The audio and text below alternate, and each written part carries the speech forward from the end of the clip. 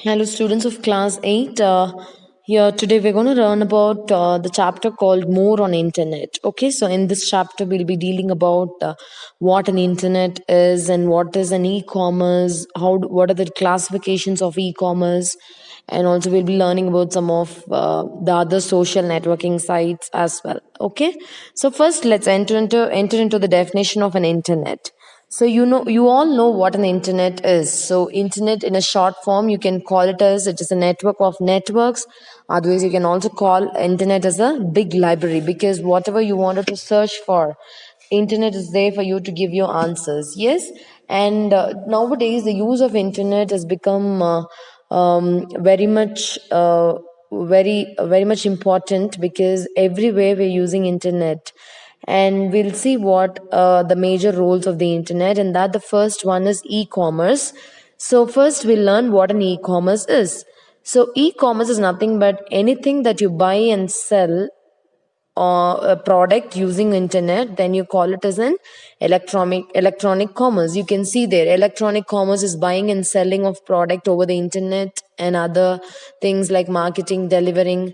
So online shopping is one of the best example of e-commerce. Yes, and there are different types of e-commerce like business to consumer, business to business, and consumer to consumer. So before we learn all these types of consumers, there are three persons involved, people involved in e-commerce. One is producer. Who is a producer? Producer is a person, or they are the people who produce different kind of products or items and then they sell it. Sorry, not sell it, they just produce it or manufacture it. And who are the sellers? Sellers are the people who sell these goods over the online shopping or over the internet. And who are the buyers? Buyers are the people who purchase items and services. So these are the three people mainly involved in e-commerce, namely producers, sellers, and buyers. And the next one is, as I already told you, the different classifications of the e-commerce are three different types of classifications, namely business to business. So what is business to business? So business to business is nothing but it refers to any of the company which is selling or buying products from the other companies. Then you call it as business to business. Suppose you're running a business and you're going to buy or sell a product from any other company, then you call it as business to business. And the next one is business to consumer. So what is the meaning of business to a consumer? This is nothing but any transaction in the sense anything which you're going to buy or sell, which is going to take place between a company and a consumer. You know what a consumer, producer, and a seller is. So this business to consumer is nothing but any transaction which is going to take place between a company and a consumer. Then you call it as a business to consumer. Okay, and then for this example, you can have Dell site. For example, Dell is a business oriented company, and from there, if you're going to buy something, then it becomes business to consumer. And next one is consumer to consumer.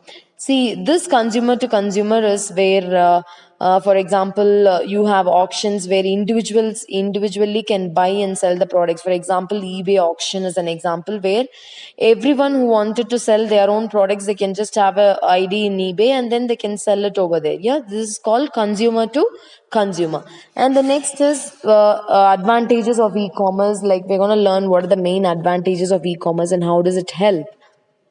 So the first thing, when you use e-commerce, it becomes very easy for you to buy and sell products sitting in one particular place.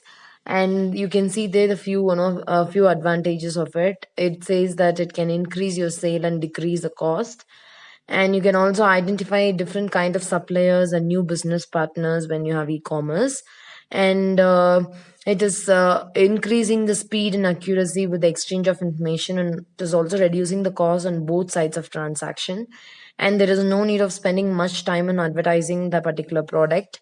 And also electronic payments of tax refunds and public retirement and welfare support. For this, the cost taken is very less. So these are some of the advantages of e-commerce. And next is we're going to learn e-commerce payment system. So that says that any payment, any online transactions you do with the help of credit card, debit card. All these are some of the different types of payment systems. So the definition of electronic commerce payment system is it accepts electronic payment for any kind of online transactions. Okay. So these are some of the payment service providers which provide these are companies that is providing online payment system for us. Like PayPal is one of the famous or very known third party company which is providing payment system. Yeah. And next one is credit cards. You know what a credit card is and what a debit card is. And in the credit card, we'll be able to purchase things. And also, in credit card, when you think about security, there is a card verification value on the credit card.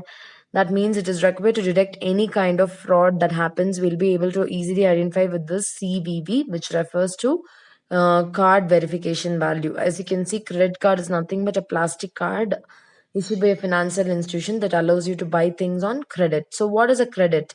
So, credit is nothing but a loan from a bank that you have to pay back within a particular time. Otherwise, we'll have to pay interest for the amount whatever we have purchased for. And the next one is smart card. We're going to learn about nowadays. We have ration card, smart cards, and everything has made as a smart card because everything can be stored in it in a useful way. For example, all kind of transactions will be easier when you have a smart card. Okay. In this video, we have just learned about the definition of an e-commerce, the internet, and the persons involved in e-commerce and the types of e-commerce. I'll be sharing the next video with you. That is a continuation of this chapter.